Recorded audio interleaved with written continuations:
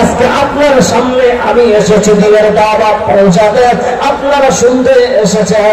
এইরকম পৃথিবীর বুকে যতগুলো দাওয়াত কাজ করতেছেন, যতগুলো দায়ী আছে, সকলকে আল্লাহ রাব্বুল আলামিন এই জিনিসটা দিতেছে, বান্দা তুমি যখন মানুষকে আমার দিকে আহ্বান করবা, আদরু ইলাল্লাহ, বান্দা আমার দিকে যখন মানুষকে ডাকবা, আলা বাসীরাতি, তোমার চাক্ষুষ জ্ঞান থাকলে ডাকবা, ফালতু চাও যেই হাদিস দিয়া বান্দা তুমি কাউকে ডাকবে না। সুবহানাল্লাহ। শুধু মঙ্গলী, তাহলে আমরা বুঝতে পারলাম, তাহলে মৌলভী সাহেব আজকে আমরা যদি শুধু কোরআন পড়ে যাই লাভ কি, লাভ কি? তাহলে অমুসলমান শোনে না, একটা হলো দিনই তালেব আর একটা হলো দুনিয়ার তালেব।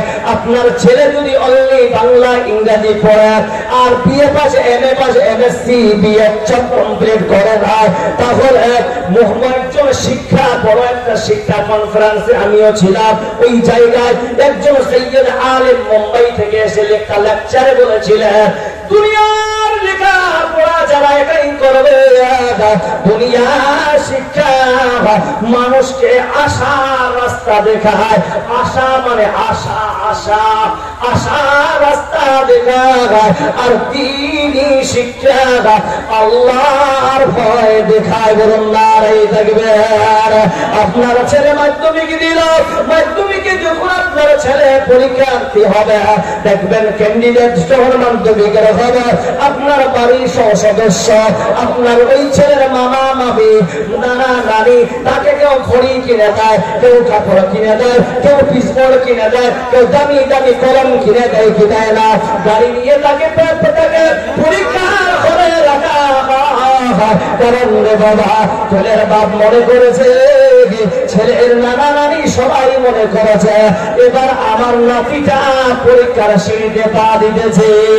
ছেলে মাধ্যমিক পড়লো, এইচএস দেওয়ার পর ইচ্ছা করলো এবার হয়তো ডিএল দেওয়ার পর আমার ছেলেটা এবার মাইয়ের প্রাইমারিতে বসবে। আশা করতে করতে করতে 12-15 বছর চলে গেল। ওই ছেলেটা স্টার মার্ক পাওয়ার পরে, লেটার মার্ক পাওয়ার পর ওই ছেলেটা বর্তমানে মুম্বাইতে এখন বর্তমান হোটেলে কাজ করতেছে। জোরে বলুন ঠিক না বেঁধে? কিন্তু দেখে একটা যাদের কাছে কোরআনের শিক্ষা আছে, যারা কোরআন পড়েছে, যারা কোরআনের তালিম নিয়েছে, যারা হাদিসের শিক্ষা নিয়েছে, যারা দরসে বসেছে, বন্ধ আল্লাহ তাদের কোনদিন দুনিয়াতে ইজ্জত করবে না। কারণ ওই বান্দা যদি ইলম অর্জন করার পর ওই ইলমের উপরে যদি আমল করে, ওই আল্লাহ বলতেছেন বান্দা ওই বান্দার দ্বারাই সম্ভব আমি আল্লাহকে ভয় করবে। চাতুরের 5 জন শিক্ষকের বেতন 5,000 টাকা, তবুও তাদের পোশাক দেখে একটা হাই স্কুলের মাস্টার পোশাকের কম পড়ে আদরে ঠিক না বেঁধে। চাতুরের মৌলবীদের বেতন 4,000 টাকা, তাও আবার 6 মাস পড়ে যায়। মুসলমান জবান দেয়। আজকে আপনাকে বলে যে ইমামের পিছনে আপনি নামাজ পড়ে যেই শিক্ষকের দ্বারাই আপনার ছেলে সুশিক্ষিত হচ্ছে, আপনি যদি রেমস কাপড় পরে ওই লোকটা যদি না পড়ে, বন্ধু শুনে আজকে আপনি কদর করেন না, আলেমদেরকে চর মনে করার, আলেমদেরকে আপনারা খারাপ চোখে দেখেন। এরা কেন এসেছে? কারণ কি ভাই, যখন কালেকশনের সময় হবে আলেমেরা তারে ঘুরবে। আমি মনে করি রে বাবা, ওই জাতির কোনদিন ভালো হতে পারে না যেই জাতির আলেমের পিঠে অসরে ধানের বস্তা চাপিয়েছে। ওই জাতি কেমন করে কল্যাণ হতে পারে? যেই জাতির আলেমেরা মসজিদে তাদের বিচার হয়, আর বিচার করে কে? খারাপ পেশাব করা এবং সুদ করে বেঈমান বাটপারেরা বলুন ঠিক না রে মুসলমান। তাহলে আপনার আমার নিজের একটা ইচ্ছা আছে, নিজের ছেলেকে আপনারা সবাই কোরআনের কমপক্ষে হাফিজ বানাবেন। দুই হাত খাড়া করে বলো ইনশাআল্লাহ। দেখি কে কে বানাতে চান হাফিজ কোরআন, কে কে বানাবে নিজের ছেলেকে? হাত খাড়া করেন তো।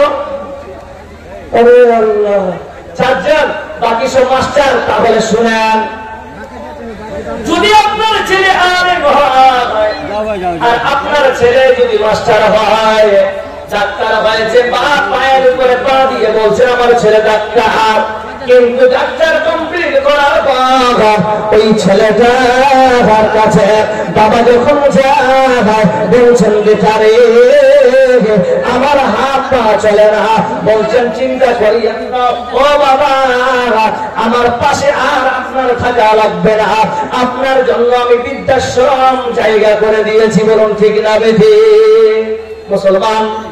ও আমার মায়েরা, চামড়া বিক্রি করেও যদি হয়, ভালো করে শোনেন মেসেজটা, চামড়া যদি বিক্রি করে হয়, কিডনি বিক্রি যদি করতে হয় বন্ধু, হালাল উপার্জন করে নিজের সন্তানকে আপনি দ্বীনি তালিম দেন, দেখবেন আপনার কোটিপতি হওয়ার দরকার নাই।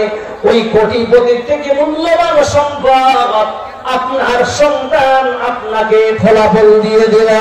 যদি বলেন কেমন?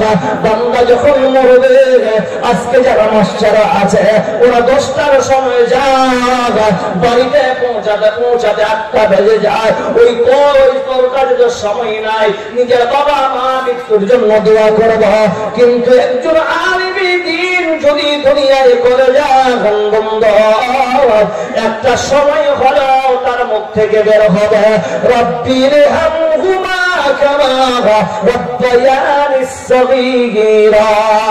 আল্লাহ পাক বলতেছে, যারা কোরআনের শিক্ষা নেবে, যারা আমার নবীর হাদিসের শিক্ষা নেবে, আল্লাহ রাব্বুল আলামিন বলতেছে তারাই হবে তাকওয়াশীল ব্যক্তি।